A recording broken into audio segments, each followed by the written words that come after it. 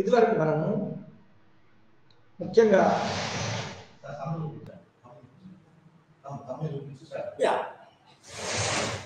విద్యార్థులారా, ఇదివరకు మనము 2 సెషన్స్లో 2 లెక్చర్స్లో లిబర్టీ గురించి, ఫ్రీడమ్ గురించి నేర్చుకున్నాము, చర్చించాము,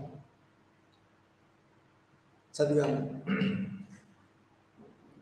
అయితే వాటిని ముఖ్యంగా లిబర్టీ అంటే స్వేచ్ఛ, ఫ్రీడమ్ అంటే స్వాతంత్రం.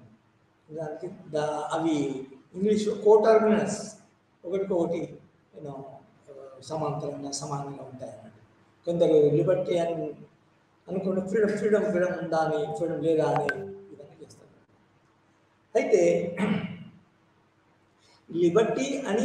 లిబర్టీ మరియు ఫ్రీడమ్ ఈ రెండు మనకి ఒక మంచి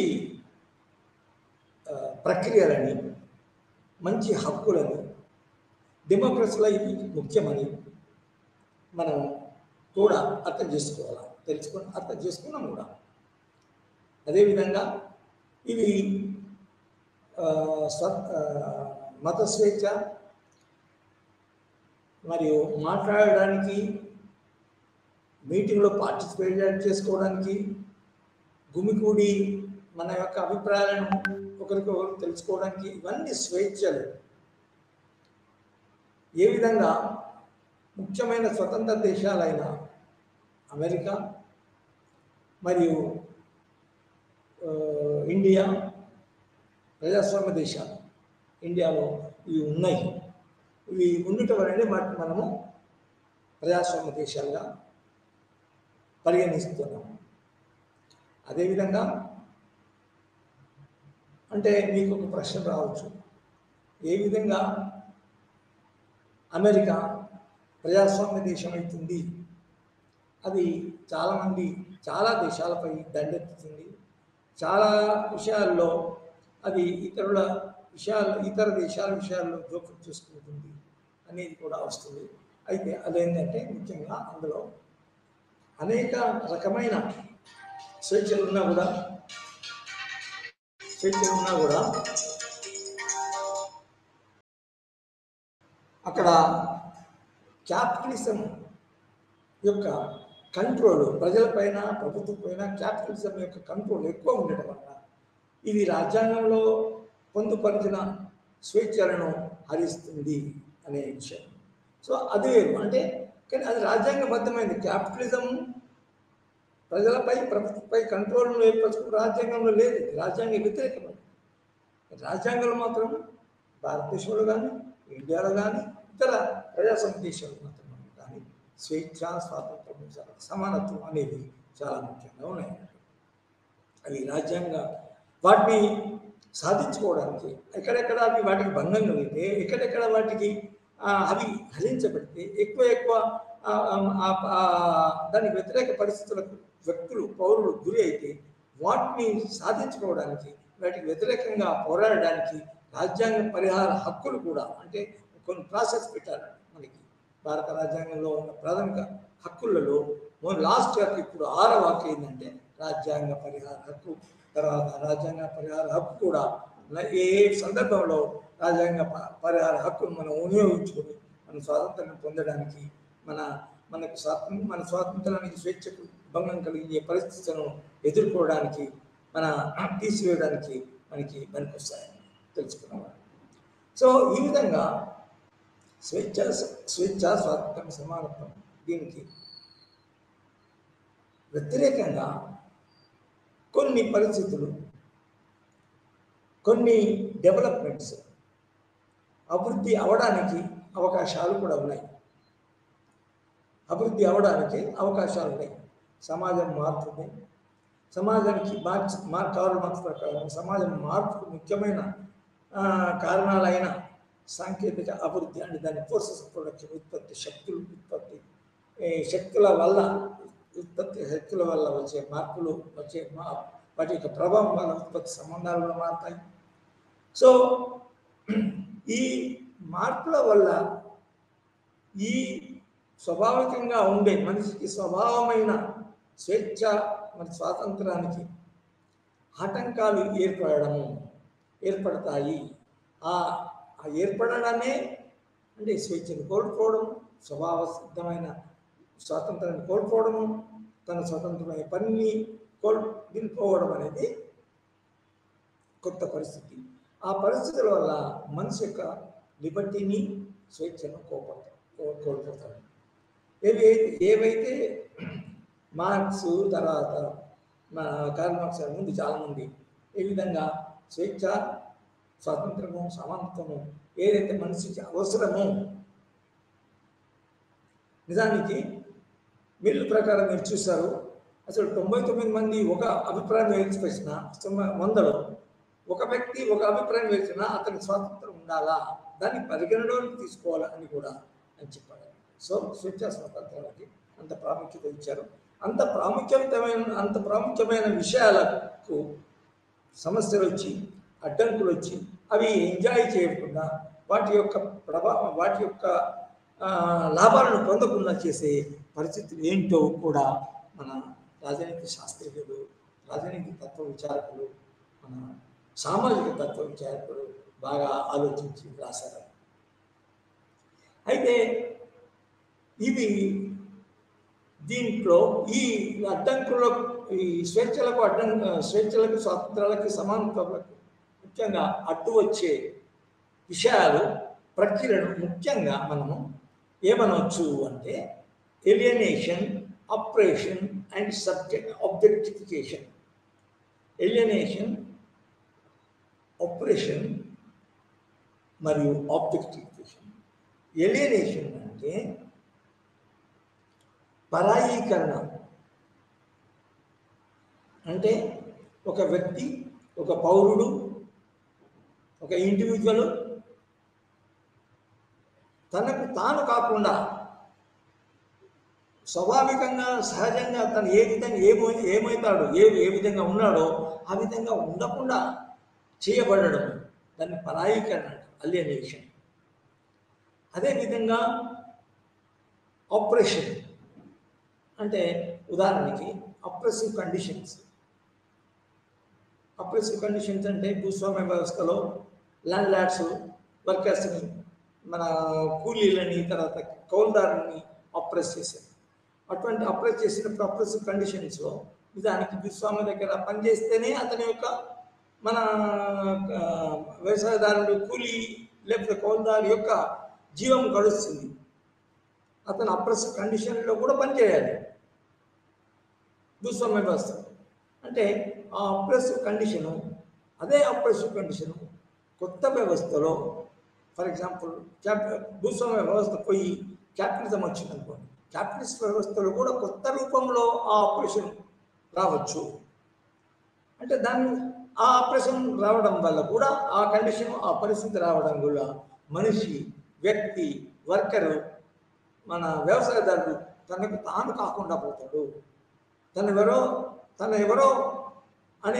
తానెవరు అనే అస్తిత్వం కూడా కోల్పోతాడు. అది అప్రెషన్ వల్ల. ఫర్ ఎగ్జాంపుల్ క్యాపిటలిజం కూడా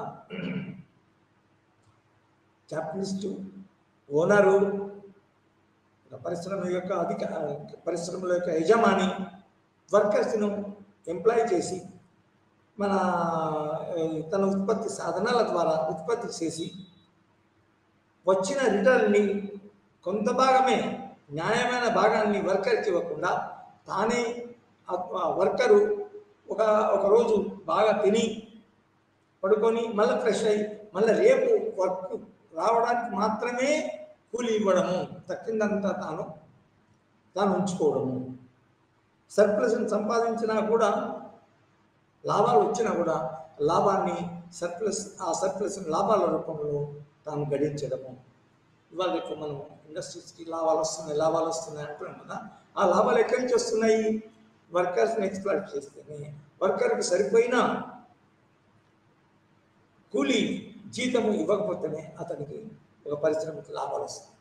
సో అది ఆ అప్రెసివ్ కండిషన్లో వర్కరు తను ఇష్టం వచ్చిన విధంగా మెదలొచ్చునా, స్వతంత్రంగా స్వేచ్ఛగా మెదలొచ్చునా, స్వేచ్ఛగా అప్రెషన్ ఉంది అని స్వేచ్ఛగా మాట్లాడవచ్చునా, తర్వాత అప్రెషన్ ఉందని, ఎక్స్‌ప్లాయిటేషన్ ఉందని, అసలు స్వతంత్రం ఎదురొచ్చునా అంటే బయటికి పోయి ఇంకో దిక్కు పని చూసుకోవచ్చునా అంటే అది పని చూసుకోవడానికి కూడా అవకాశం ఉంది. బయట ఇంకో పరిశ్రమలో కూడా వేరే పరిస్థితులు అది అప్రెసివ్ కండిషన్స్ కూడా ఉండొచ్చు.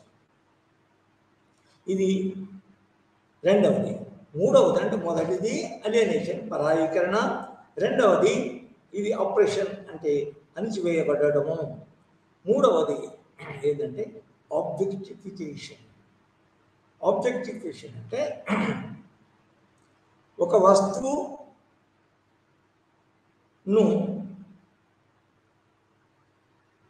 దానికి స్వభావము, దానికి ధర్మాలు ఉంటాయి అనే పరిస్థితి కాకుండా అదొక independent from the worker who has produced. The object product becomes independent, దానికి ఒక అస్తిత్వం ఉండదు, సపరేట్ ఫ్రమ్ ద వర్కర్. అది ఫర్ ఎగ్జాంపుల్ ప్రోడక్ట్స్ ఒక గ్లాస్ కానీ, ఒక కుండ కానీ, ఒక కప్ బట్ట కానీ అది ప్రోడక్ట్ అవుతుంది. కానీ అది ఆ ప్రోడక్ట్కు ఎవరు కారణం, ఎవరు ప్రొడ్యూస్ చేశారు అనే విషయం ఏదైతే ఉంటుందో అది మొత్తము సమస్య పోతుంది, ఉండకుండా పోతుంది. అదొక ఆబ్జెక్ట్ అంతే. సో దాన్ని ఆబ్జెక్టిఫికేషన్ అంటారు. అది దాన్ని చూసుకొని, ఒక ప్రోడక్ట్ని చూసుకొని వర్కరు సంతోషపడడం, అది నాది అనుకోవడము అనేది ఉండదు ఆబ్జెక్టిఫికేషన్ అంటే. సో అంటే ఆ విధంగా చూస్తే ఏమవుతుందంటే వర్కర్ ఒక మన పనిముట్టు లెక్క ఉంటాడు అన్నమాట. వర్కరు ఒక పనిముట్టు లెక్క ఉంటాడు. ఈ బికమ్స్ అన్ ఇన్స్ట్రుమెంట్. అదే వర్కర్ కూడా నిజానికి ఆబ్జెక్ట్ అయిపోతాడు. సబ్జెక్టివిటీ అనేది ఉండదు వాడిలో. ఫీలింగ్స్, ఎమోషన్స్, అటాచ్మెంట్, ఐడెంటిటీ అనేది ఉండవు. సో అటు ఆబ్జెక్టివ్ ప్రొడక్టివ్ కూడా ఒక మన తన యొక్క స్వభావాన్ని, ధర్మాలను కోల్పోతుంది. అదేవిధంగా దాని యొక్క రిలేషన్ వర్కర్కి కోల్పోతుంది. అదేవిధంగా వర్కర్ కూడా becomes an instrument through which A product is produced. ఇది లేబర్ని ఇచ్చే ఒక పనిముట్టు అని. లేబర్ ప్రాసెస్లో లేబర్ ఇస్తాడు కదా, లేబర్ ఇన్వెస్ట్ చేస్తాడు కదా.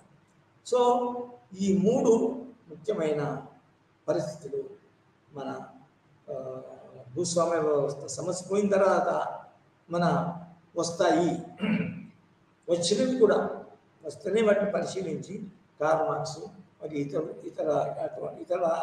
ఇతరుల మార్క్సిజం చదివిన ఇతరులు కూడా ఆ విధంగా ఆ పరిస్థితులు చూసి వాళ్ళ యొక్క కామెంటరీ, వాళ్ళ యొక్క అనాలిసిస్ చేసి దానికి తగిన పరిష్కారం ఇచ్చారు. సో ఇవాళ మనం ముఖ్యంగా ఏం చెబుతున్నామంటే ముఖ్యమైన డెవలప్మెంట్స్ అంటే డెవలప్మెంట్ ప్రాసెస్లో ప్రజాస్వామ్యం ఉంటుంది. కానీ ఆ ప్రజాస్వామ్యంలోనే ఆ లిబర్టీ ఉన్నది రాజ్యాంగపరంగా రాసినా కూడా రాజ్యాంగపరంగా మన ఇది ఆపరేషన్ ఉండొద్దు, సపరేషన్ ఉండొద్దు. మన రాజ్యాంగంలో రాసుకున్నాం ఎక్స్ప్లాయిటేషన్ ఉండొద్దు, మన సపరేషన్ ఉండొద్దని రాసుకున్నాం. రైట్ అగైన్స్ట్ ఎక్స్ప్లాయిటేషన్ ప్రాథమిక హక్కులు. తర్వాత ఇతర దేశాల రాజ్యాంగంలో కూడా ఆ విధంగా రాసుకున్నాం.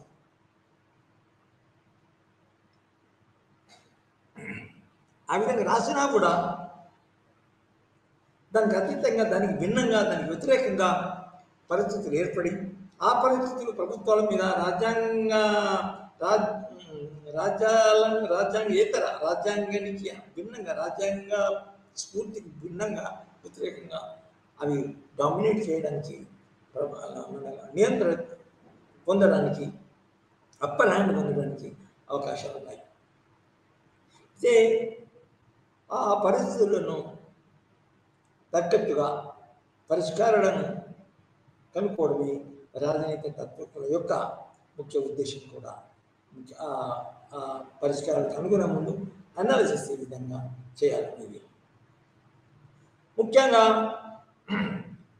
అంటే ఏంటి ఇప్పుడు బ్యాక్గ్రౌండ్ మన పూర్వ చరిత్ర నుంచి కాన్సెప్ట్స్ ఏ విధంగా లిబర్టీ, ఫ్రీడమ్ అనేది, తర్వాత ఈక్వాలిటీ అనేది ఉన్నాయో వాటి వ్యతిరేకంగా ఏ విధంగా కొత్త పరిస్థితులు ఏర్పడతాయో వాటికి అడ్డంకులు, అదే పౌరులు దాన్ని అనుభవించడంలో వచ్చే అడ్డంకుల గురించి నేర్చుకున్నాం.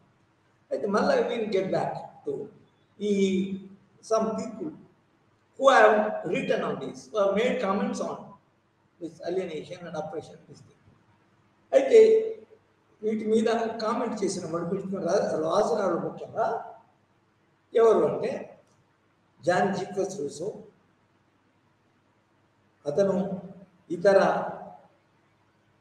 Social contracts theory of the origin of the state సమానంగా రాసి మంచి పాపులారిటీ సంపాదించుకున్నాడు, మంచి పాపులర్ అయ్యాడు. నేను ఇదివరకే ముందు సెషన్స్లో చెప్పినట్టు రాజ్యం ఎలా పుట్టింది, ఎలా ఇవాల్వ్ అయింది, అసలు రాజ్యాన్ని మనం పౌరులు ఎందుకు ఉబే చేస్తారు అనే దానికి నలుగురు ముఖ్యమైన సిద్ధాంతకర్తలు ఉన్నారు. ఇది సోషల్ కాంట్రాక్ట్ థియరీ, సామాజిక ఓడంబడిక సిద్ధాంతం ఏం చెప్తుందంటే రాజ్యాంగం ఎలా పుట్టింది, ఎలా మనకి మన సమాజంలో పౌరుడు రాజ్యాంగ వ్యవస్థకి ప్రభుత్వ వ్యవస్థకి ఒడంబడిక చేసుకొని ఏ విధంగా మన జీవితాన్ని కొనసాగిస్తారో నేర్చుకున్నాం. అందులో ముఖ్యుడు హాబ్స్లాక్ రూసో, జీన్ జీక్వెస్ రూసో అనేవాడు. అతను రాజ్యాంగ వ్యవస్థను చెప్తే ఏమంటుందంటే మనిషి స్వాభావికంగా మంచి ఇతరులతో సమానంగా, ఇతరులకి అనుగుణంగా, సంతోషంగా ఉండే స్వభావం కలవాడు, ఉండే ప్రవర్తన కలవాడు in the state of nature. According to Jean Jacques Rousseau, state of nature అంటే స్వాభావిక సిద్ధమైన పరిస్థితుల్లో మనిషి చాలా ఏ సమస్య లేకుండా చాలా స్వభావ సిద్ధమైన వాడు. Was a good man, he was a man of cooperation, he was giving, he was getting happiness by cooperating with others, by sharing with others, not quarreling with others but sharing with others, giving happiness, trying to give happiness with others. So Russo మనిషి యొక్క స్వభావాన్ని ఆ విధంగా మన comment చేశారు, analyse చేశారు. కానీ అదే స్వభావ సిద్ధమైన మనిషి అవే మంచి మంచి గుణాలు కలిగిన మనిషి సివిలైజేషన్ మార్పుతో, నాగరిక మార్పుతో అవి స్వాభావిక గుణాలని, సహజ సిద్ధమైన మంచి గుణాలను ఏ విధంగా కోల్పోతాడు అని చెప్తారు. ఏ విధంగా కోల్పోతాడంటే నాగరికత పెరిగిన కొద్దీ మనిషి తన యొక్క స్వభావ సిద్ధంగా వచ్చే మన నేచురల్ ప్రకృతి పరంగా పుట్టుకతో వచ్చే గుణాలని కోల్పోతాడు. దాన్నే అతను మనం ఏమంటామంటే అలియనేషన్. అంటే మనిషి నాగరికత వల్ల, ఇతర పరిస్థితుల వల్ల తన యొక్క స్వభావమైన ప్రకృతి సిద్ధమైన గుణాలని, ధర్మాలని, ఇది మన ఆలోచనని కోల్పోతాడు.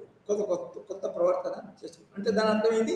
ఇది మనిషి స్వభావంగా ఉన్న దాన్ని, స్వాభావిక పరిస్థితి నుండి మనిషి వేరు కాబడ్డాడు, పరాయీకరించబడ్డాడు.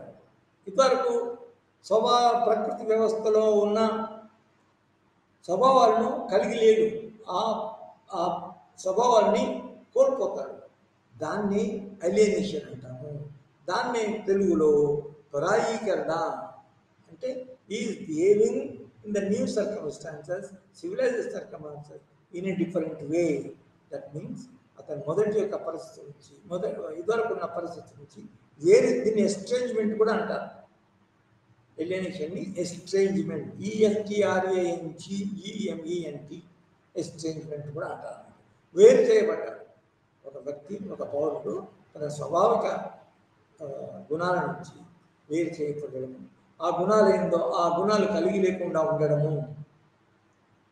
అవి కలిగి ఉంటే ఉదాహరణ కొత్త పరిస్థితులు ఏమనుకోవచ్చు. మన కొత్త గుణాలు ఏంటంటే మనిషికి కోఆపరేట్ చేసుకోకపోవడం, కొందరు ఒక మనిషి ఇంకొక మనిషిని మోసం చేయడం, తర్వాత ఒక మనిషి ఇంకొక మన ఆస్తిని సంపాదించే ఆపేక్ష కలిగి ఉండడం, అది దానివల్ల ఇతరులు నష్టపోయినా కూడా ఇతను దాని గురించి పట్టించుకోకుండా ఆస్తిని సంపాదించే ప్రయత్నం చేయడం. సో ఇతరుల గుణాల నుంచి కొత్త గుణాలకు రావడము, అది ఎస్ట్రేంజ్మెంట్, తర్వాత అలియనేషన్. అదేవిధంగా మన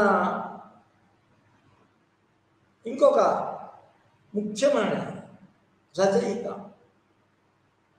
ఆర్థిక శాస్త్రవేత్త, ప్రపంచంలోనే పెద్ద ఆర్థిక శాస్త్రవేత్త కార్ల్ మార్క్స్ కూడా దీనిని అలియనేషన్ని కాన్సెప్ట్ని డెవలప్ చేసి ఏ విధంగా క్యాపిటలిజం ఏదైతే ఉందో, క్యాపిటలిస్ట్ వ్యవస్థ ఏ విధంగా ఉత్పత్తి శక్తుల యొక్క ప్రభావం వల్ల ఏర్పడి స్థాపించబడి తర్వాత దాని యొక్క ప్రభావం వల్ల ఉత్పత్తి శక్తులు పెంపొందించబడడం వల్ల ఏ విధంగా పరిశ్రమల అభివృద్ధి అయ్యి ఉత్పత్తి చాలా పెద్ద స్థాయిలో చేయబడడం వల్ల క్యాపిటలిస్టులకి ఏ విధంగా తమకు అవసరమున్న, తమ సమాజంకి అవసరమున్న ఉన్నదానికంటే ఎక్కువ ఉత్పత్తి చేయడం వల్ల ఆ ఎక్కువ ఉత్పత్తిని ఇతర దేశాల్లో, ఇతర సమాజాల్లో, ఇతర మన ఏరియాస్కి పంపి వాటి యొక్క ఫలాన్ని పొందడానికి ప్రయత్నం చేస్తారు. సో ఫస్ట్ ఏంటంటే రెండు ఉన్నాయి ఇక్కడ. ఫస్ట్ అతను అలియనేషన్ అనే కాన్సెప్ట్ ఎట్లా తీసుకొస్తుందంటే మనిషి, సమాజము కొత్త పరిస్థితుల, కొత్త ఉత్పత్తి శక్తులకు శక్తులచే ప్రభావించబడి శక్తుల ద్వారా మన ఉత్పత్తి ఎక్కువైనప్పుడు, ముఖ్యంగా కొత్త ఉత్పత్తి పారిశ్రామికీకరణ జరిగినప్పుడు, ఉత్పత్తి శక్తి మారినప్పుడు పాత ఉత్పత్తిదారులు, వర్కర్స్ ఏదైతే ఉన్నారో వాళ్ళపై చాలా వ్యతిరేక ప్రభావం పడుతుంది. ఇప్పుడు పాత ఉత్పత్తి శక్తులు ఎట్లా ఉంటాయంటే, ఫర్ ఎగ్జాంపుల్ ఇదివరకు మనము పుస్తకాలు చదువుకుంటాము, తర్వాత ఇంకా ట్రైబల్ ఏరియాస్కి, తర్వాత మన గ్రామీణ పరిసరాలకు పోతే చాలా ఉత్పత్తులు చేతుల ద్వారా మనం చూసుకుంటూ, మనము ఇతరులతో ఏం సంబంధం లేకుండా, ఇతర పరిశ్రమలు ఏమీ లేకుండా దానికి సంబంధించిన పరికరాలు, ఫర్ ఎగ్జాంపుల్ ఎలకలోళ్ళు మన ఎలకల పుట్టలు వెళ్తారు, వాటికి కావలసిన మన ఆ కర్రలు, కుర్రలు తీసుకుని అడవుల నుంచి అయితే మన ఊరికి బయట ఉన్న ప్రాంతాల నుంచి తీసుకొచ్చి వాటిని ఎండబెట్టి దాన్ని స్నాచ్ చేసి బుట్టలు జరుగుతుంది, తట్టలు జరుగుతుంది. చాలా ఉపయోగకరమైన వస్తువులను తయారు చేయడం జరుగుతుంది. అది అక్కడ ఏంటంటే అవి ఉత్పత్తి చేసినప్పుడు ఉత్పత్తి శక్తులు, ఉత్పత్తి పరికరాలు చాలా డెవలప్ కాకుండా ఉత్పత్తి చేసే వాటి యొక్క కంట్రోల్లో ఉంటాయి. ఒక వ్యక్తి బుట్టలలో ఎరకలతోనే వాటిని తీసుకొస్తాడు, దాన్ని అది చేసి ప్రాసెస్ చేసేసి కత్తులు, కొంచెం చిన్న కటాలు బట్టి దాన్ని చేస్తున్నాడు. అదేవిధంగా పద్మశాలీలు, దాని తెలంగాణలో సాలె వాళ్ళు అంటారు. పద్మశాలీలు పత్తిని పండించే వారు వేరే ఉంటారు. పత్తి మార్కెట్లోకి వచ్చిన తర్వాత పత్తిని కొని అతని యొక్క ఉత్పత్తి శక్తి ద్వారా కొన్ని పరికరాలు ఉపయోగించి మన వాటిని ఏమంటారు, మగ్గము అనే మషిన్ ఉపయోగించి ఫస్ట్ ఏంటంటే పత్తి నుంచి దారం తీస్తారు. దారం తీసిన తర్వాత దారాన్ని అల్లి కండలు చేసి ఆ దారాన్ని వరుసగా డిస్ట్రిబ్యూట్ చేసి ఆ దారాన్ని ఒక్క దిక్కు మన మగ్గం అనే మషిన్తో అల్లిక చేసి అట్లా ఇట్లా చేసి దాన్ని బట్టను ఉత్పత్తి చేస్తారు. ఉత్పత్తి చేసిన తర్వాత పాత పరిస్థితుల్లో మనకు తెలుసు, పాత పరిస్థితులు అయితే మీ అమ్మ నాన్నని మీ తాతలని అడిగితే చెప్తారు ఏ విధంగా ఎరకలవాడు తన బుట్టలను అమ్ముతాడో అదేవిధంగా పద్మశాలి కూడా తను నేసిన బట్టలు కలర్ వేసిన తర్వాత మన తన కంట్రోల్లోనే మొత్తం ఉత్పత్తి ప్రక్రియను ఉంచుకొని ఆ ఉత్పత్తి ఫలితాలని అంటే బట్టలని ఏ విధంగా మన అవి నెత్తి మీద పెట్టుకోవచ్చు, తర్వాత సైకిల్ మీద పెట్టుకోవచ్చు, తర్వాత ఈ మధ్యన అంటే ఈ దశాబ్దంలో వాళ్ళు బైక్ల మీద పెట్టుకొని కూడా అమ్ముతారు. ఇది తాములేసినవి దారాలు మన పత్తి నుంచి తయారు చేసి పత్తిని దారాలు వడికి దారం నుంచి అన్ని దారాల నుంచి దగ్గరికి తీసుకొచ్చి తన మషిన్ ద్వారా మగ్గం ద్వారా హ్యాండ్లూమ్ కూడా వచ్చింది. దానికి హ్యాండ్లూమ్ కూడా దానికి మన ఆర్టిసాన్ ఇండస్ట్రీలో వస్తుంది అనుకో చెప్పాలి. సో దాన్ని ఉత్పత్తి చేసి మన ఇతర కన్స్యూమర్కి అమ్మే వరకు అతని యొక్క చేతుల్లోనే ఉండేది, అతని యొక్క నియంత్రణలోనే ఉంది ఇలా. కానీ క్యాపిటలిజం వచ్చిన తర్వాత ఉత్పత్తి శక్తులు మారిన తర్వాత ఉత్పత్తి చాలా కొత్త శక్తుల వల్ల, కొత్త పరికరాల వల్ల ఉత్పత్తి స్థాయి, స్పీడు, తర్వాత లెవెల్, తర్వాత క్వాంటిటీ బాగా పెరుగుతుంది. సో వ్యక్తికి, సమాజానికి ఉత్పత్తి శక్తుల యొక్క సహకారము, లాభము చాలా ఉందండి. అందువల్లనే క్యాపిటలిస్ట్ అవుతాడు. క్యాపిటలిస్ట్ ఏ విధంగా అవుతాడు? తనకు సమాజంలో ముఖ్యంగా ఏంటంటే సమాజంలో ఉన్నవారి కంటే ఎక్కువ స్థాయిలో ఉత్పత్తి చేయడము, దాని తర్వాత తక్కువ టైంలో పరికరాల ద్వారా ఎక్కువ ఉత్పత్తి చేయడం, ఆ ఉత్పత్తికి సమానమైన ధనాన్ని సంపాదించడము, అది క్యాపిటలిజం.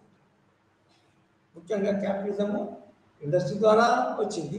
తర్వాత క్యాపిటలిజము ముఖ్యంగా ఈ వర్కర్కి పారిశ్రామిక కొత్త ఫ్యాక్టరీస్ బట్టల ఫ్యాక్టరీలు కానీ, తట్టల ఫ్యాక్టరీస్ కానీ, ఇంకా నిజానికి ఇంకొక చాలా ముఖ్యమైన పరిశ్రమ ఉండేది, ఇది చెప్పుల పరిశ్రమ. చెప్పుల పరిశ్రమ అని తెలుసు కదా మీకు. ఏ విధంగా చెప్పుల పరిశ్రమ చాలా పాతకాలంలో ఉన్నప్పుడు మన జంతువుల యొక్క తోళ్ళు కానీ ఇక్కడ అటువంటి వస్తువులను మనం తీసుకొచ్చి చెప్పులు కుట్టడము, తర్వాత తనకు గౌరవంగా తన మంచి వాళ్ళని తను గౌరవించడానికి మంచి రకమైన చెప్పులు ఇవ్వడము.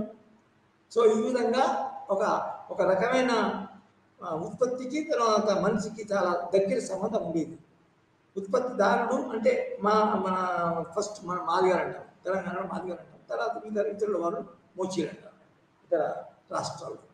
సో అటు ఎరకలవాడు బుట్టలు అల్లడం కానీ, అటు పద్మశాలి బట్టల నేయం కానీ, ఇటు మన మోచి మాదిగా మన చెప్పులు చేయడం కానీ, ఆ పరిస్థితి నుంచి ఇది మెకనైజేషన్ తర్వాత, ఉత్పత్తి శక్తులు పెరిగిన తర్వాత, మన అడ్వాన్స్ ఇండస్ట్రీస్ ఏర్పడిన తర్వాత వాటి సహాయంతో ఏ విధంగా క్యాపిటలిస్ట్ ఇండస్ట్రీస్ డెవలప్ అయ్యారు, ఏ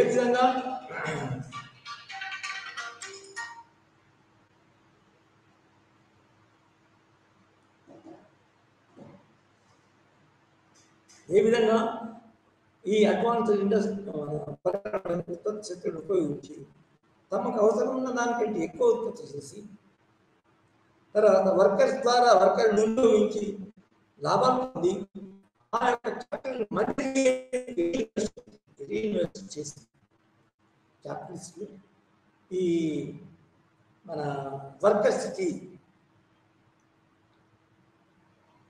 సహజ సిద్ధమైన పరిస్థితులు లేకుండా, స్వేచ్ఛ లేకుండా, తర్వాత ఇదివరకు తన ఉత్పత్తితో మన సంబంధం లేకుండా చేస్తారు. ఆ చేసే పరిస్థితిని మన కార్ల్ మార్క్స్ ఏముంటుందంటే అలియనేషన్ ఉంటుంది. అలియనేషన్ ఇక్కడ ఏం జరుగుతుందంటే మార్క్స్ ప్రకారం కొత్త ఉత్పత్తి విధానంలో మొదటి స్టేజ్లో వర్కరు తాను చేసే ప్రోడక్ట్ నుంచి వేరుపరచబడతాడు. తాను చేసిన ప్రోడక్ట్ నుంచి పరాయీకరణ చేయబడతాడు. అంటే ప్రోడక్ట్ కూడా అతనికి దూరం అవుతుంది. అతను చేసిన ప్రోడక్టే అతనికి దూరం అవుతుంది. దాన్ని పరాయీకరణ గెట్స్ ఎక్స్చేంజ్ ఫ్రమ్ అంటే దానితో సంబంధము, దాన్ని అరే ఇది నాది అనకుండా ఈ వస్తువు నాది అనేది ఉండదు. That is alienation from his product. అదేవిధంగా వ్యక్తి ఈ అడ్వాన్స్డ్ క్యాపిటలిస్ట్ ఇండస్ట్రియల్ ప్రొడక్షన్లో వ్యక్తి లేబర్ ప్రాసెస్ నుంచి కూడా పరాయీకరించబడతాడు. లేబర్ ప్రాసెస్ నుంచి కూడా ఆ ప్రాసెస్లో అతను ఉంటాడు, కానీ ఆ ప్రాసెస్ అతని కంట్రోల్ ఉండదు. అతను ఒక స్టేజ్ లెక్క అన్ని ఇప్పుడు ఎందుకంటే క్యాపిటలిస్ట్ ఇండస్ట్రియల్ సిస్టంలో ఒక మన మషిన్ ఒక ప్రోడక్ట్కి 4-5 దిక్కులు దాన్ని మన తయారు చేయడం జరుగుతుంది. ఎందుకంటే ప్రోడక్ట్కి చాలా భాగాలు ఉంటాయి. ఆ భాగం ఒక్కొక్క భాగంలో ఒక దిక్కు మన తయారు చేయబడుతుంది. అట్లా తయారు చేసినప్పుడు ఈ ప్రోడక్ట్ ఎవరిది, ఏ వ్యక్తిది అనేది ఉండదు.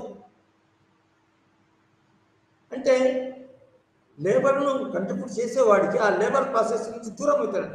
ఎందుకంటే 4-5 దిక్కులో దాని యొక్క ప్రోడక్ట్ వస్తుంది, ఒక ఫినిష్ ప్రోడక్ట్ వస్తుంది. ఆ ఫినిష్ ప్రోడక్ట్ని వర్కరు ఎవరిది అని అనుకోవడానికి, ఎవరిది నిర్ధారించడానికి వీలు కాదు, సాధ్యం కాదు. కాబట్టి ఏమవుతుందంటే మార్క్స్ ఏమవుతుందంటే ఈ లేబర్ ప్రాసెస్ నుంచి కూడా వర్కరు పరాయీకరించబడతాడు, దూరం చేయబడతాడు. ఇదివరకు ఎలా ఉండే ఆర్టిసాన్ ఇండస్ట్రీ ఉండే వర్కర్ ప్రోడక్ట్కి సంబంధం ఉండేది. ఇది నేను వేసింది, ఈ ప్రోడక్ట్ నాది, నేను అసలు ఇచ్చేటప్పుడు కూడా దాన్ని సంతోషంతో గర్వంతో అతను ఈ కన్జ్యూమర్స్కి అమ్ముకునేది. తర్వాత కొన్ని వాళ్ళు కూడా కన్జ్యూమర్స్ కూడా పలానా వ్యక్తి తన చేతుల యొక్క సిద్ధమైన లేబర్తో దాన్ని ప్రొడ్యూస్ చేశాడు, తన యొక్క మన మేధాశక్తిని ఉపయోగించి దాన్ని ప్రొడ్యూస్ చేశాడు అని కన్జ్యూమర్ కూడా వాళ్ళను మెచ్చుకునే అవకాశం ఉంది. కానీ ఈ క్యాపిటలిస్ట్ ఇండస్ట్రీలో వర్కరు తన ప్రొడక్ట్ నుంచి దూరం అవుతాడు. ఈ ప్రొడక్షన్ ప్రాసెస్లో ఈ లేబర్ ప్రాసెస్ మన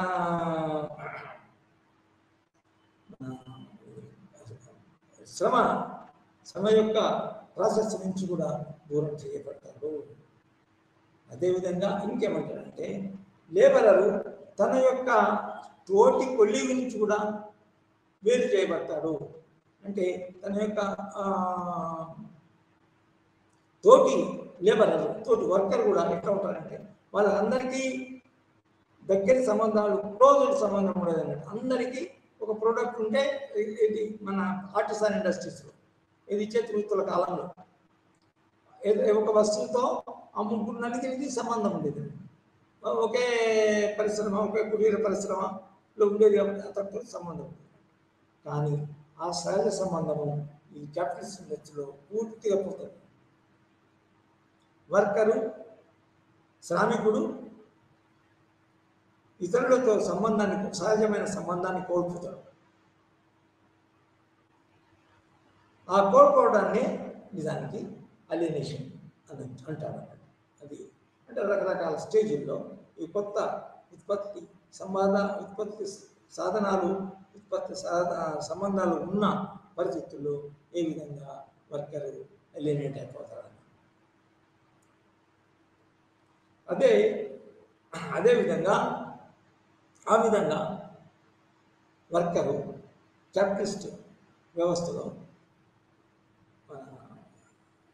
అలియనేషన్కి గురి కాపాడతాడు, తర్వాత స్వతంత్రాన్ని కోల్పోతాడు, ఎక్స్చేంజ్ చేయబడతాడు అని కార్ల్ మార్క్స్ అంటాడు. అయితే మనము ఇంకొక రాజనీతి తాత్వికుల దగ్గరికి పోయే ముందు, చదివే ముందు, పరిష్కరించే ముందు అతను ఈ కార్ల్ మార్క్సే ఏ విధంగా ఈ పరిస్థితిని వర్కర్ అలియనేట్ కాకుండా చూడాలంటే ఏ రకమైన వ్యవస్థ ఏర్పడితే వ్యక్తి తన యొక్క ప్రోడక్ట్పై, తను చేసే లేబర్ ప్రాసెస్పై ఇదివరకు ఉన్న విధంగా కాకుండా ఇంకొక విధంగానన్నా తన యొక్క అస్తిత్వాన్ని, కొత్త రకమైన అస్తిత్వాన్ని ఏర్పాటు చేసుకోవడానికి వీలు ఉంటుంది. ఆ వీలుండే పరిస్థితి ఏంటి అని బాగా ఆలోచించి అతను ఏం చేస్తారంటే వ్యక్తి, వర్కరు, శ్రామికుడు ఇదివరకు మన ఉన్న ఫర్ ఎగ్జాంపుల్ ఆర్టిసాన్ ఇండస్ట్రీ, చేతి వృత్తులు కానీ ఇంకొక వృత్తులు కానీ వర్కరు తర్వాత ప్రోడక్ట్ మంచి సంబంధం, ఐడెంటిటీ ఉన్న పరిస్థితి. కొత్త పరిస్థితులు కూడా ఉండాలంటే ఆ పరిస్థితులు ఎట్లా ఉంటాయి అంటే దాన్ని అసలు మొత్తం ఈ ఇండస్ట్రీ తీసేసి తర్వాత అడ్వాన్స్ సైన్స్ అండ్ టెక్నాలజీ దూరం కొట్టి దాన్ని బ్యాక్అవుట్ చేసి మళ్ళీ పూర్వ పరిస్థితికి పోవాలా, లేకపోతే ఈ కొత్త పరిస్థితుల్లో కొత్త డెవలప్ అయిన కొత్త ఉత్పత్తులు చేసి మనిషిని పారీకరణకు గురి చేయడం వల్ల వచ్చిన పరిస్థితులు మార్చి మళ్ళీ అదే ఒక కలెక్టివ్, ఒక సామూహిక ప్రక్రియను అంటే వర్కర్లు ఫ్యాక్టరీలో కొలీగు తన యొక్క మన ఇతర కొలీగుతోని, శ్రామికుడు ఇతర కార్మికులతోని సత్సంబంధం, స్వాభావిక సంబంధం కోల్పోతున్నాడో ఆ సంబంధాలను మళ్ళీ తీసుకురావచ్చునా అని ఆలోచించడం జరిగింది. అదేవిధంగా ఇదివరకు ఉన్న ప్రొడక్షన్ ప్రాసెస్లో వ్యక్తి ఎక్స్‌ప్లాయిటేషన్ కూడా గురి కాలేదు. కానీ క్యాపిటలిస్ట్ వ్యవస్థలో వ్యక్తి, వర్కరు ఎక్స్‌ప్లాయిటేషన్ గురవుతున్నారు. క్యాపిటలిస్ట్ ఇండస్ట్రియలిస్టు, పరిశ్రమ యజమాని ఎక్కువ లాభాన్ని పొంది సర్ప్లస్ లాభం పొందుతుంది. సో ఇవన్నీ మార్చడానికి కొత్తగా డెవలప్ కాబడ్డ ఈ ఉత్పత్తి శక్తులు, ఉత్పత్తి పరికరాలు, ఉత్పత్తి సాధనాలను తీసేయాలా, అసలు దాన్ని బ్యాక్అవుట్ చేయాలా, వెనక్కిపోవాలా అంటే అది కూడా తప్పే, అది కూడా సాధ్యమైనది. ఏం చేస్తారంటే ఈ కొత్తగా ఏర్పడిన ఈ ఉత్పత్తి శక్తుల్లో మన సామాజిక సంబంధాలు, కొత్త సంబంధాలు డెవలప్ చేయాలా, ప్రమోట్ చేయాలా. ఈ క్యాపిటలిస్ట్ అంటే మన ఆస్తులపై, పాస్తులపై, క్యాపిటల్పై ఒకే వ్యక్తి కొందరు వ్యక్తుల యొక్క మన కంట్రోల్, యజమాన్యం తీసేయాలా. తీసేస్తే కానీ ఈ మన కొత్త ఈ కొత్తగా ఏర్పడ్డ క్యాపిటలిస్ట్ సంబంధాలు క్యాపిటలిస్ట్ కంట్రోల్లో ఉండడం వల్ల కొత్తగా మన పారిశ్రామికులు కోల్పోయిన తమ యొక్క స్వేచ్ఛ, స్వాతంత్రం, మన ఇది ఎక్స్‌ప్లాయిటేషన్ గురి కాకుండా ఉండడం, ఈ పరిస్థితులు మళ్ళా కొత్త వ్యవస్థలో ఏ విధంగా తీసుకురాబడతాయి అనే దాన్ని కార్ల్ మార్క్స్ బాగా ఆలోచించి ఏమిటంటే ఈ కొత్త ఉత్పత్తి సంబంధాలు ఏంటంటే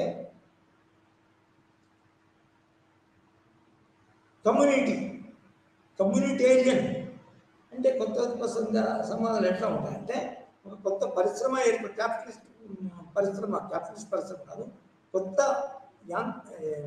యంత్రాలతో కూడుకున్న యొక్క ఉత్పత్తి వ్యవస్థ ఎట్లా ఉంటుందంటే ముందో క్యాపిటలిస్ట్ కింద ఉంటేనో అవి అందులో ఉన్న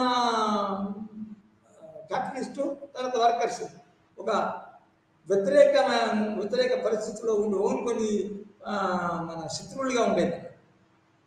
ఎందుకంటే క్యాపిటలిస్ట్ తన యజమాన్యాన్ని ఉపయోగించి, తన నియంత్రణ ఉపయోగించి, తన సొంత హక్కును ఉపయోగించి వర్కర్స్ని చాలా దీన పరిస్థితులు విడిచిపెట్టారు. అసలు నిజానికి ఆ క్యాపిటలిస్ట్ వ్యవస్థలో ప్రైవేట్ ప్రాపర్టీ మన ఒక పరిశ్రమ ప్రైవేట్ ప్రాపర్టీ అయినప్పుడు ఏమైందంటే వర్కర్స్ నిజానికి దీన పరిస్థితి ఏంటి, తాను సంపాదించేది తనకు వచ్చే కూలి తన యొక్క జీతం ఎంత ఉంటుందంటే తాను తిండి బట్ట ఉండి మళ్ళీ దాన్ని ఏమంటే సస్టెనెన్స్ అంటారు. ఒక సస్టెనెన్స్ మాత్రం భౌతికంగా ఎగ్జిస్ట్ కావాలి. భౌతికంగా ఇవాళ విని రాత్రి నిద్రపోయి మంచిగా ఫ్రెష్ అయ్యి మళ్ళీ రేపు పరిశ్రమ పోయి పనిచేయడం అట్లా అంటే అతనికి మిగిలేదేం ఉండదు, వర్కర్కి మిగిలేదేం ఉండదు. ఎందుకంటే పరిశ్రమ ఈ విధంగా ఉత్పత్తి బాగా పెరిగినా కూడా దానివల్ల వచ్చే లాభం అంతా ఫలితం అంతా అది మన క్యాపిటలిస్ట్. సో అతను స్వాభావిక సిద్ధం ఇదివరకు ఉన్న పరిస్థితులలో ఉండే మన స్వేచ్ఛ స్వాతంత్రము, తర్వాత పరాయీకరణ కాకుండా తమ యొక్క మన ప్రోడక్ట్కి తమదే అని గర్వపడకుండా ఇప్పుడు కొత్త పరిస్థితి లేకుందంటే అతను లేబర్తో సంబంధం లేదు, ప్రొడక్ట్తో సంబంధం. ప్రొడక్ట్ మీ దగ్గర తీసుకుంటాడు క్యాపిటలిస్టు, దాన్ని యూజ్ చేస్తారు. దాని లాభం పొందడానికి అతను అమెరికాకో లేకపోతే ఆస్ట్రేలియాకో ఇక్కడికి ఎగుమతుల ద్వారా మనం బయటకు పంపిస్తాం. దాని వర్కర్ రిమైన్స్ ఏ వేజ్ అన్నాడు. That's all. Is not a producer in the sense that the worker was in earlier stages of production. So alienation నుంచి బయటపడాలంటే కొత్త సమాజ పరిస్థితి, కొత్త సమాజం అంటే ఈ వ్యక్తి మన ఆస్తుల వల్ల, సామూహిక ఆస్తుల యొక్క సంపాదన వల్ల ఒక క్యాపిటలిస్టు మన వర్కర్స్కి వ్యతిరేకంగా ఏర్పరచుకున్న పరిస్థితిని మార్చడము అంటే అది ప్రైవేట్ ప్రాపర్టీని అబాలిష్ చేసి ఆ ప్రాపర్టీపై మొత్తము చూసుకుంటే ఆ ప్రాపర్టీ ఏంటంటే ఒక ఫ్యాక్టరీ, ఆ ఫ్యాక్టరీపై అందులో పనిచేసి ప్రొడ్యూస్ చేసే వ్యక్తుల యొక్క సామూహిక యాజమాన్యం ఉంటే మాత్రమే ఇదివరకు ఉన్న ప్రకృతిగా వచ్చిన ఉండే స్వేచ్ఛ, స్వాతంత్రము, సమానత్వము మళ్ళీ తిరిగి వస్తాయి. ఆ తిరిగి వర్కర్ కూడా అంటే ఇప్పుడు వర్కర్ అప్పుడు వర్కర్ ఈ ముఖ విధంగా దాన్ని అయితే కానీ కొన్ని కోల్పోయినాయి మళ్ళా ఏర్పడే సామూహిక సమాజంలో ఏదైతే ఉందో కమ్యూనిటేరియన్ వ్యవస్థ ఏదైతే దాని కమ్యూనిజం అంటారు. సో ఈ సామూహిక యాజమాన్యం, social ownership of an industry ఏర్పరచడంతో మళ్ళీ పోయిన అలియనేటెడ్ పరిస్థితి అనేది పోయి వర్కర్స్, శ్రామికులు దాన్ని బయటపడతారు. అదేవిధంగా మన దాని లేబర్ ప్రాసెస్ కూడా ఒక సామూహిక సంబంధం ఏర్పడుతుంది. ప్రొడక్ట్స్ ఫస్ట్ ఏంటంటే మీకు ఒక పరిశ్రమపై అందులో పనిచేసే పారిశ్రామికులకి ఒక సామూహిక ఓనర్షిప్ ఏర్పడుతుంది. సామూహిక ఓనర్షిప్ ఒక కొత్త రకమైన ఉత్పత్తి శక్తులకు తర్వాత వ్యక్తులకి సంబంధం ఏర్పడుతుంది. అదేవిధంగా వర్కర్స్ ఓనర్ కాబట్టి వాళ్ళ ఇష్టమైన ప్రకారంగా వాళ్ళకి నష్టం జరగదు. ఫస్ట్ ఏంటంటే వాళ్ళకి నష్టం జరగకుండా, వాళ్ళు ఎక్స్ప్లాయిట్ చేయకుండా ఉత్పత్తి జరుపుతారని. తర్వాత వేరే ఒకడు తమ యొక్క శ్రమను ఉపయోగించి కొత్త ఉత్పత్తి యొక్క యాజమాన్యంతో వచ్చిన ప్రోడక్ట్ని ఎక్కువ లాభానికి అమ్మడం జరగదు. అంటే ఇక్కడ పారిశ్రామిక ఉత్పత్తిని మన శ్రమను దోపిడీ చేస్తున్నాడు. తర్వాత ఇంకా వేరే అస్వాభావిక పరిస్థితులకి గురి చేస్తున్నాడు. ఇది క్యాపిటలిస్ట్ యజమాని, ఇది పారిశ్రామిక. అయితే ఆ పరిస్థితి పోయి ఈ కొత్త పరిస్థితి వస్తే ఏమవుతుందంటే అప్పుడు మనిషి అలియనేషన్ అనేది, ఎక్స్చేంజ్మెంట్ అనేది ఉండదు. దానివల్ల నిజానికి ఆ విధంగా మార్క్స్ ఆలోచించడం వల్ల అసలు వర్కర్స్ కూడా తమ ఎదుటనే ఏర్పడ్డ కొత్త పరిస్థితిని తీసేసి, అంటే విప్లవాత్మక పరిస్థితి, విప్లవం వలన తర్వాత దాన్ని కార్మికులందరూ ఏకమై workers of the world unite, you don't have to lose your change but ఇచ్చుడం అనే విధంగా అంటాడు కదా ఎవరు, కార్ల్ మార్క్స్.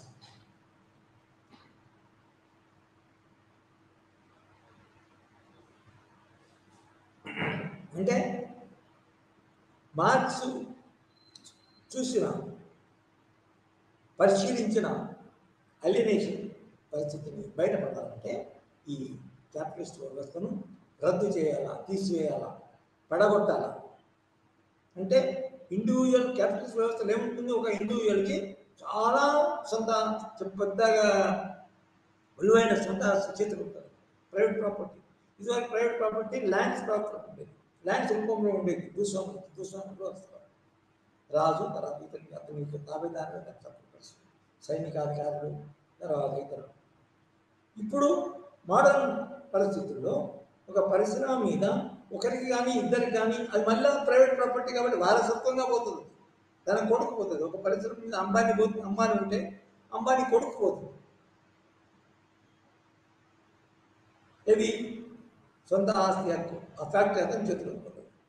అలా కాకుండా ఆ ప్రైవేట్ ప్రాపర్టీ ఓనర్షిప్ పడగొట్టడం, ఆ వ్యవస్థను కొత్త రాజకీయ వ్యవస్థ, పర్టికులర్గా సామూహిక ఓనర్షిప్ తీసుకొస్తే అది ఆ ఆస్తి అంతా సామూహిక నియంత్రణలోకి వచ్చి అక్కడ మన ఉత్పత్తి కాబడిన వస్తువులకి మన ఈ సామూహిక అటాచ్మెంట్ ఉంటుంది. అలియనేషన్ అనేది పోకుండా అందరు కలిసి ఆ ఉత్పత్తులు ఏవైతే ఉన్నాయో అవి మావనుకుంటారు. అదేవిధంగా లేబర్ కాస్టర్స్లో కూడా తాను ప్రొడ్యూస్ చేసిన లాభాన్ని కూడా తన నియంత్రణలోనే ఉంచుకుంటారు. కానీ ఒక సామూహిక పద్ధతిలో తన నియంత్రణలోకి తీసుకొస్తారు సామూహిక. సో కమ్యూనిజం అంటే అదన్నమాట. సో మార్క్స్ దాన్ని వర్కర్స్ అందరూ యునైట్ అయ్యి క్యాపిటలిస్ట్ వ్యవస్థను పడగొట్టి పరిశ్రమ మీద తమ యాజమాన్యాన్ని, తన ఓనర్షిప్ ఏర్పరచుకొని కొత్త వ్యవస్థను ఏర్పరచుకుంటే ఈ అలియనేషన్, ఆపరేషన్, తర్వాత ఆబ్జెక్టిఫికేషన్ అనే ముఖ్యమైన దుర్వ్యవస్థలు పోతాయి అని భావిస్తాను. అయితే ఇతరులు కూడా కొందరు వేరే తత్వవేత్తలు కూడా ఉన్నారని చెప్పాను. అలియనేషన్ మీద ఆలోచించి వ్రాసిన వాళ్ళు ముఖ్యంగా అందులో ఏమొస్తారంటే మన ఫ్యూయర్బా అనే రాజనీతి తాత్వికుడు, సామాజిక తాత్వికుడు, మనిషి, వ్యక్తి మతమనే వ్యవస్థ, మతమనే ప్రక్రియ గురి అయ్యి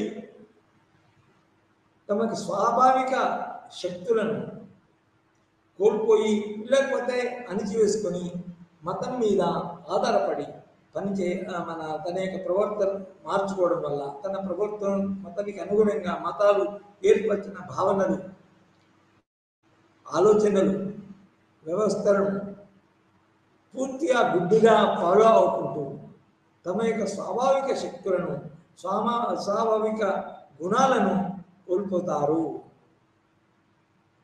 అంటే ఇక్కడ ఫియర్బా అంటే నిజానికి అలియనేషన్ అంటే మనిషికి రకరకాల పరిస్థితుల్లో రకరకాలుగా ఏర్పడుతుంది. రకరకాలుగా తనకి తను కాకుండా పోతాడు, తనేందో మర్చిపోతాడు. అది ఫోర్స్ఫుల్గా బయట శక్తుల వల్ల కావచ్చు, దాని తర్వాత దాని దగ్గర ఉన్న తను చేసే వృత్తి ద్వారా కూడా పోవచ్చు. సో ఒక వ్యక్తి లేదా వ్యక్తుల సమూహం ఒక మత వ్యవస్థకు లోనయ్యి ఆ మత వ్యవస్థ, మతం చెప్పే భావనలు, ఆలోచనలు, నమ్మకాలను ఈ వ్యక్తుల మీద రుద్దడమో ఇట్లా చేయడం వల్ల మనిషి స్వేచ్ఛగా స్వతంత్రంగా ఆలోచించకుండా పోయి అతను కూడా తనకు తాను తన యొక్క స్వభావం నుంచి పూర్తిగా వేరుపడుతుంటాడు. ఇది కూడా ఒక రకమైన చాలా చాలా ముఖ్యమైనది కూడా చాలా ఇప్పుడు ఉదాహరణకి ఎందుకంటే మీకు తెలుసు కదా, చాలామంది మతాన్ని గుడ్డిగా నమ్మి తమ యొక్క స్వతంత్రాన్ని, స్వేచ్ఛగా ఆలోచించాలని, స్వేచ్ఛగా ఉండే పరిస్థితులను కూడా నిజానికి నిజానికి ధిక్కరిస్తాడు, తర్వాత బైకాట్ చేస్తాడు. నిజానికి ఒక మతస్థుడు ఇతరుల దానికి తన యొక్క మతానికి, తను నమ్మే మతానికి ఉన్న వాటిని అన్నిటినీ ధిక్కరించినట్టే కదా. సో ఇక్కడ ధిక్కరించినప్పుడు అతనికి లాభం కలుగుతుందంటే కాదు. దానికి ఉదాహరణ చూడండి మీరు. కొన్ని మతాలు బ్లైండ్గా, గుడ్డిగా వ్యక్తుల మీద